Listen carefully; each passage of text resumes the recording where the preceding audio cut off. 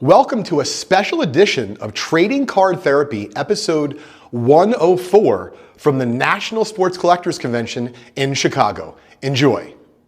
Hey, this is Leighton from Just Collect, and I'm here at the National Sports Collectors Convention with a legend of the hobby, Pat Quinn. He's been kind enough to talk to me for a few minutes on a Saturday when we realize at any moment you could have business. Pat, thank you so much for taking, yes, hopefully. So Pat, thank you so much for taking the time. You're quite well. I know that I appreciate it, and I think other collectors are going to appreciate it as well. I would hope so. I think so. But with only a few minutes, I kind of wanted to get right into it. First, a shout out to our friend Sammy, who interviewed you a few months ago, and it was riveting to me. So it was. I love Venezuelan cards, and as you can tell, I'm even a little bit nervous. I want to try to talk fast. But really what I wanted to do is to share two things with us. Number one, let's talk about how much different the National looks right now to when you first saw it all those years ago. Oh, there's quite a difference. It's it's tremendously smaller. It's like 50 booths, more. And they were not booths, they were just tables, 8-foot tables, 6-foot tables.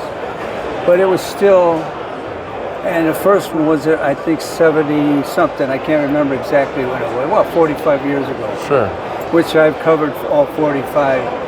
You have perfect attendance? Yeah, that's why I've forgotten. Things just ride by, 45 years, you don't remember everything. You're lucky you remember your wife's name. Sure. And should we say hi to her? What's your wife's name? Maureen. Maureen, hi. she'll go. And in any case, we're married 60 years. God bless you guys both. It's amazing. Yes, and this hobby here, because I was in at the beginning of a lot of it, probably started a lot of it, is to have a wife like that that has stuck with me and never said, don't do this or don't do that. I mean, you can't find anything better than that. That's the real PSA 10 here, isn't it? And as far as the conventions and how they went, everybody was just picking their way around, and nobody, in the beginning, even before nationals and conventions like that, the first one I ever went to, which was the second, was in Detroit in 71. Wow. In fact, they have the original second convention program here. And I was just looking at the other day, and I said, man, there's a lot of guys that are gone. They just, unfortunately, it's their time and they went. Sure. But as far as going and what was it like back then and what is it like now, it's night and day. It's just, there's no comparison. It's just... Like, did you guys even use holders for the cards? Oh, heck no. Are you kidding me? Even if the card was desirable? There was no such thing as a holder. So how did you transport your cards from home to the... You took them in a box, and you carried them in a box. You made your... They didn't care if they moved around? Well, you had a box where you made sure that if it was wiggling, you put a piece of paper. Okay. So if someone bought a card at your booth, what did they get the card in? Or they just had it? They held it. They just held it in their hand. They got it right, like they were pulling it out of the pack, but there was no pack. All right. So one more question about the National, and then we'll move on because I don't want to keep you. Back in the day, what is one card you remember selling early on at the National, which just makes you shake your head today and say, "Oh my goodness, I can't believe I sold this card for that"? Well, I don't know, we're around the 70s for me. I quit working at a regular job that I worked for since I was 16 years old. And and 8 hours a day too at 16. Wow. I don't know if that was legal, by the way. It's too much working. Probably. Well, I told him I was 17 and I got out of college early. I got out of high school early. Oh my God. Yeah. I needed to go to work. My family, my wife and my mother was by herself with 3 boys. Pat, that might be the best thing I've heard all day, and I mean that sincerely. You literally lied about your age so you could work earlier for your family? Yeah. We couldn't afford anything. My mom by herself. That's unbelievable. Can you imagine a woman working by herself, has 3 boys, and I didn't realize it when I was doing this. Well, of course. Until you get older, you say, oh my God, the things that woman did. Well, God bless your mother. She's passed on, and she was a wonderful woman. I mean, but she came from the Depression era. So money was to her was really tight. Sure. So when I got my first job, and I was making work for Sears. Okay, I remember Sears. And I worked for, I think it was $35 or something a week. And it was like $1 an hour, for the 8 hours. So we figured it out. I got a raise of a nickel, a nickel an hour.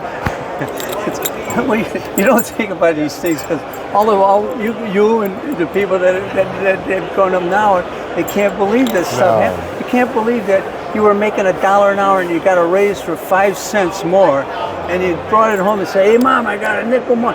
Well, nickel more, what's that? $3, $2 a week, And then the government took about $1 of that out of there. It's not a good deal. And I paid my mother rent for $7 I gave her every week. What did I have to live on? So baseball cards were your calling, effectively? Well, it wasn't. I started a lot earlier. I started when I was 11 years old. Okay. Because I lived in a project where there was all kinds of different people, and a kid moved in. His family, there was 12 of them in the family, and they came from the south side where the White Sox are. Okay. And the one boy said to me, we started playing baseball together, and he said, "You ever go getting autographs?" I said, "No. What about what?" He said, "The card." I said, I saved the baseball cards. He said, "Well, we go to the game, and we get the players to sign them." Hey, that sounds pretty good to me. And you were 11? Yeah, I was 11. And, oh my God. 11 years old. My mother was working, so during the summer, she'd give me 20 cents, and the bus ride was 10 going up and back. Nickel if you were in kids. It was different times. This is unbelievable. And so we'd go to the ballpark. If the Sox were in town, we'd take the L, which is, I don't know what to call it. And where are you from? New Jersey. Or Jersey. Well, that thing that rides like the train up on above, we call the L. Okay, we call the subway. It's the down below back in New York. Ours didn't go down. Sure. It stayed up. So we'd take it there, and then if we wanted to go to the Cubs, we'd take the same one and go a little north. Okay. So we just get pretty good deal for a kid. Oh, hell, it was great. You were out there running around after these players, Jackie Robinson, Willie Mays, all the players, and they signed anything and everything, But we got the baseball cards. Sure. And then the 3x5 thing came in. Because like government postcards, things like that. Yeah. What else can you get autographed? Well, how about these white little cards? It was so easy. The players would just drop. Okay, I'll take you 3 or 4. Jackie'd stand there for 20 minutes signing autographs. Unbelievable. And other guys would stand there for about 20 seconds, and they would be gone. It was just a different time. But money didn't come into anything. Sure. Because sometimes I remember asking a guy. I had some baseball cards. And asking him for his autograph. He was, I can't remember, Eddie Stewart was his name. Okay. And he was on one of those exhibit cards.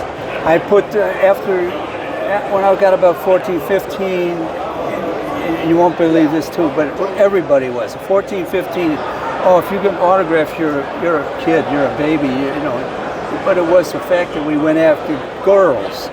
It was time to go after the girls. Sure, I can understand that. I'm single.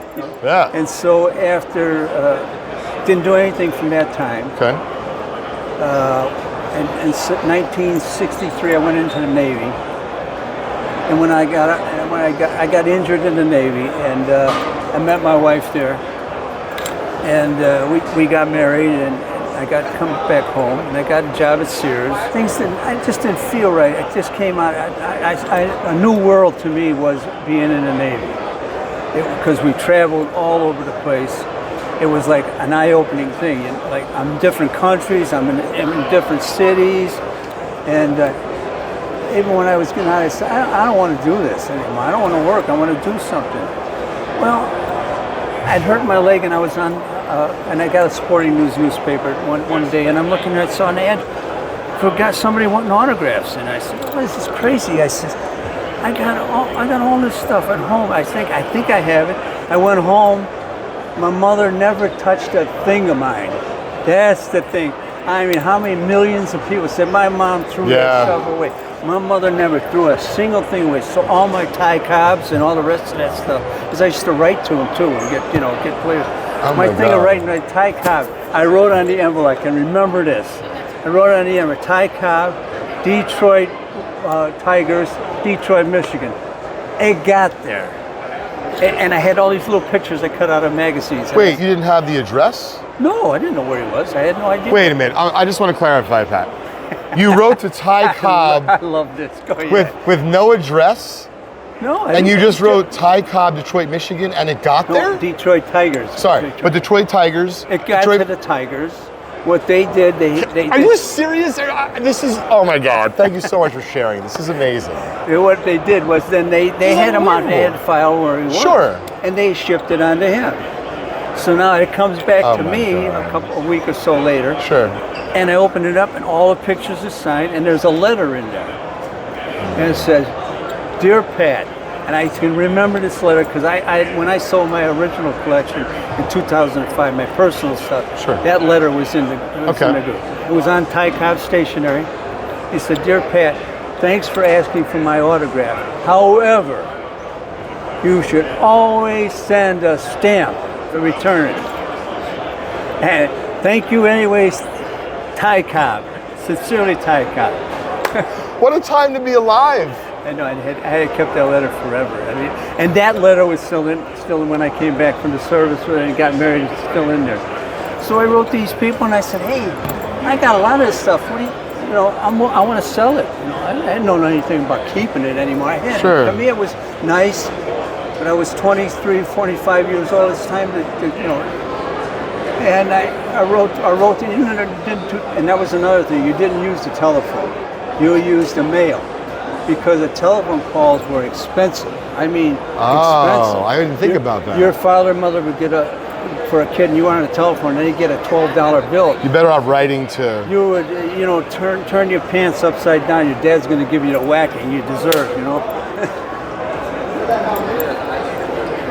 Oh my God, this is unbelievable. So you're rediscovering that your items... You're making me laugh. Oh, now it's going through my head. Boy, I'm talking about history here, and in the way of years from years, my years to sure, your years. But it's wonderful. Well, I'm curious. Out of all the things you rediscovered, right? That letter seems to be really special to you. Yeah. What is some other? It's just so fun to hear these stories.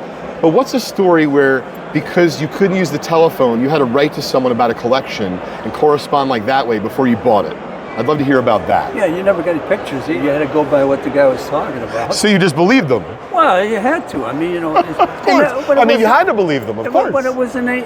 Well, if it wasn't real, you're through. You're never going to have another deal. Okay, that's fair. Sure. So if the guy said he had some Mickey Mantle cards and the whole thing of it was that Mickey Mantle was just a slightly better, slightly more worth than the rest of the guys. But that was it. Yeah. Well, you're not going to believe this, but okay, my first auction was in 1968. Meaning you were bidding in an auction? I had an auction. You held an auction in 1968? Yeah, I had for baseball cards? Yeah, baseball cards. Yeah. Is that the earliest known baseball card auction on record? No, there was guys. There was a guy in, I can't remember where he's from, but maybe it was LA or something. He was a book dealer. Not a bookie? Not a book. I'm just making sure. A book dealer. Okay, not judging.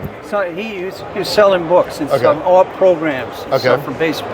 And sometimes once in a while you try a baseball card in there and he'd ask you if you wanted a baseball card. Sure, but it was an auction. Yeah, but he wouldn't put those in there. He put his stuff in there. Cards were not desirable. It was like just people only knew some people, and older people or even younger people. So what's going on with this baseball cards? And, you'd say, well, I don't know what's going on, but look what it's blossomed into. It's amazing. It's fantastic. It really is. It really is. You asked me what was the thing I really regret. Yeah. I regret it, but I don't regret it because at the time I sold it, that was the best price you could ever get for that particular card. Sure. It was a 1933 Goudeys. Okay, you know what they are. There's a Lajoie card in there, which was a special, a special card that they didn't print, and then they printed it the following year. You had to write to the company. Yeah, and they print the thing in 34 instead of 33. Well, I bought a collection of that, and it was in there from the guy. What year was this about? 33. Well, the time when I bought it. Yeah, what year did you buy it? Early 70s somewhere. Wow. We made a deal for it. He had a whole set signed. He had all the Babe Ruth sign, and that's it. Oxygen. Now I have, Oxygen. now Sorry. I got to tell you, because the guy saw an ad in he lived in the Chicago area, and I put an ad in the paper, little ad, buying baseball cards. This guy calls me, he says, "They got some baseball cards, but they're old." This was early 70s. I said, "Well, that's what I'm looking for." He said, "I got 33 Goudeys." I said, "That's what I'm looking for." He said, "Well, why don't you meet me in somewhere?" I said, "Okay." And he said, "I got a bar around my house. Meet me at the tavern." So I go, but it's winter time out, so I go to the tavern, and he's there, and I meet him, and I sit down, and he's putting the cards out to show me, autographed, all of them. And I go, "Oh my God, this is worth a fortune." Not to me, in that day was a fortune, was a couple $1,000s. Sure. Okay? I see the cards. In fact, I didn't even pay attention to the Lashley card. It was just there. I'm looking at the Babe Ruths and the Garricks. They are signed. Because those cards were 4 of each. Sure. 4 different, that's right there was whatever. And the guy had just got divorced. And the funny part of it was then, he has it spread out, and you're in a tavern. Well, right away, I know, but he doesn't. I know there's some drunk comes along and says, "I had those cards.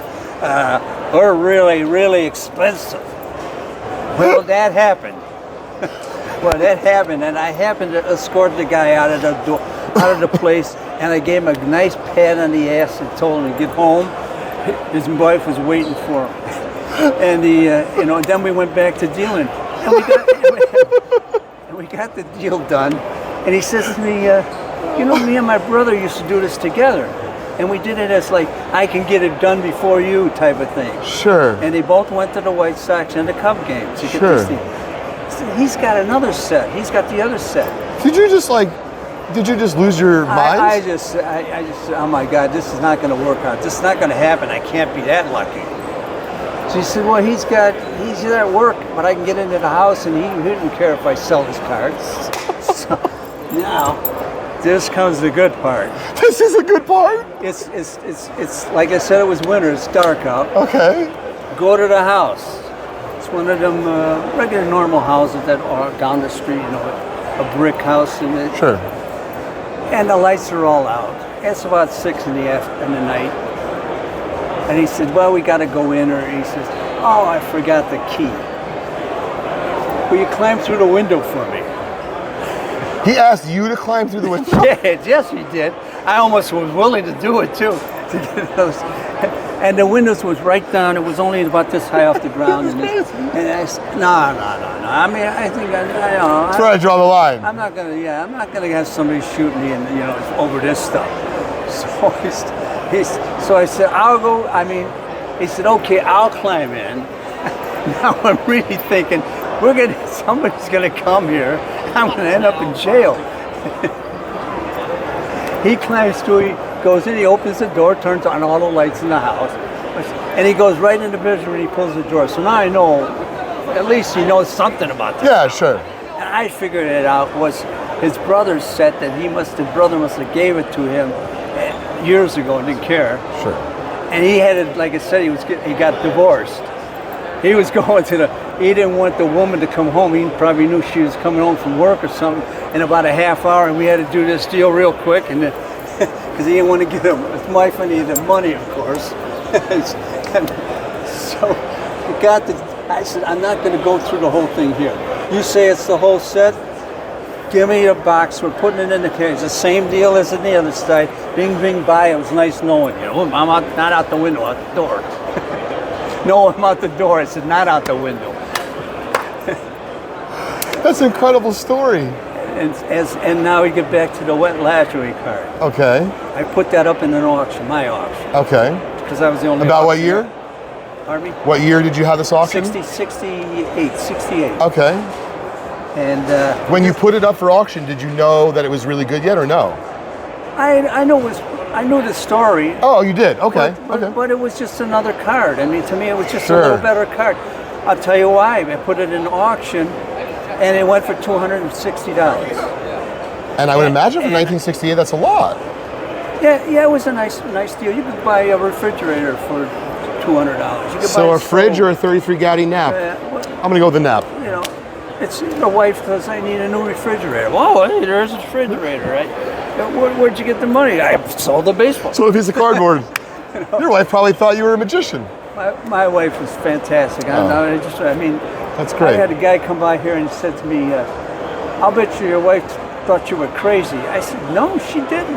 I walked in one day and I had been doing it for 6 months, working and doing it on the weekends like most guys did. And I looked at myself and said, man, I'm making more money doing this on a weekend than I'm making a week paying there.